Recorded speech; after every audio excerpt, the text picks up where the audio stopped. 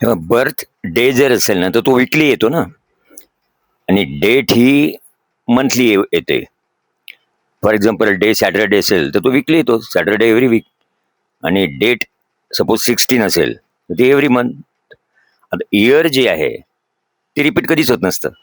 मग आम्ही सेलिब्रेशनची नवीनच आयडिया काढली. एव्हरी वीक जर डे असेल, डे म्हणत असाल, समजा birthday it is every week. Birth date every month. आता बर्थचं इयर म्हणून मी म्हणतो की उमर गई भाड में, कारण इयर लक्षात ठेवण्याची गरजच नाही ना.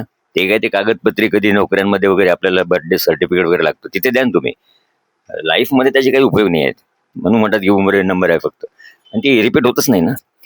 त्यामुळे तो इयर कसं काय सेलिब्रेट करणार तुम्ही? Day every week, date every month. ज्यांना झेपत असेल त्यांनी डे साजरी करावे एव्हरी वीक, किंवा मंथ मग एव्हरी मंथ. इयर रिपीट होणारच नाही.